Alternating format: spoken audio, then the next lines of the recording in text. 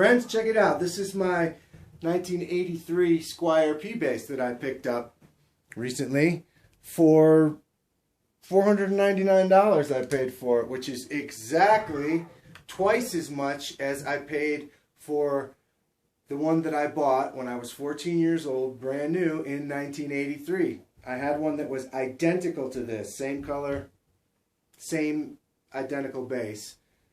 And I bought it brand new in 1983 when I was 14 years old.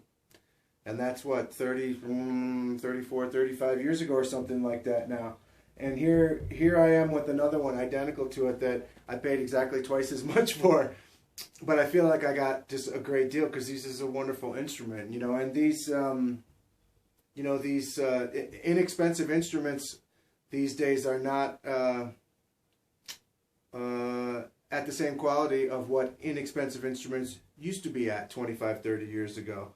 They just aren't. And they're not even all that inexpensive anymore, you know. And you can spend $500, $600, $700, $800, $900 on a bass. And,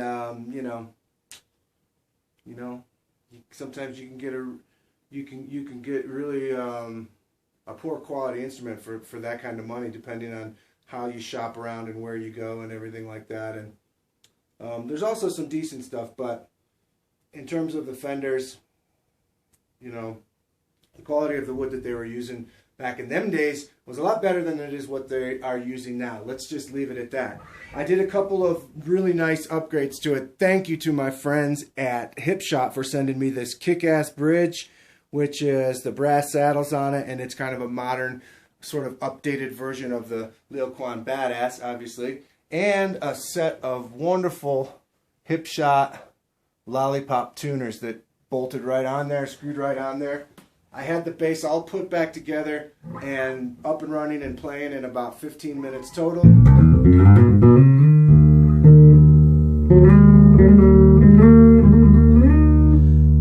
I didn't even have to move the bridge saddles. I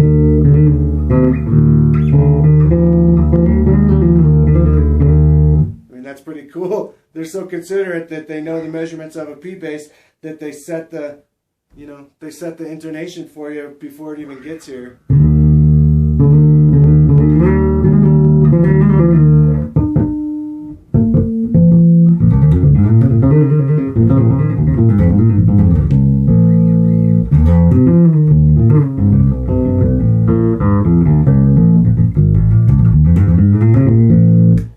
So this is a P bass that I would put up against, it would go toe to toe with a lot of real legit P basses and kick their butt, no question about it, especially more current, more recent ones within the last 10 years or so.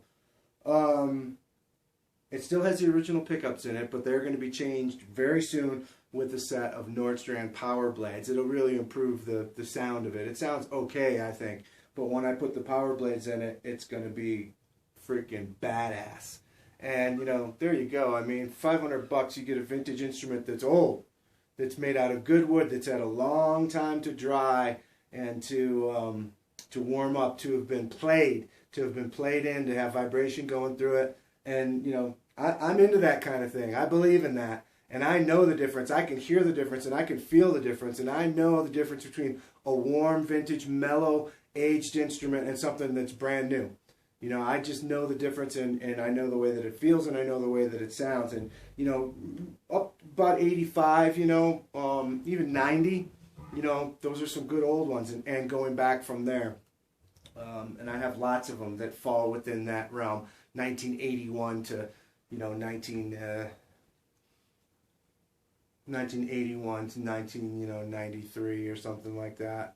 It's kind of like a good era for buying basses that you can still afford, you know. Anything that you start, any of the Fender basses and stuff that you start going back into the 70s, late 70s aren't even that great usually, and they're kind of around $2,500 now to $3,000 or something for a decent mid to late 70s.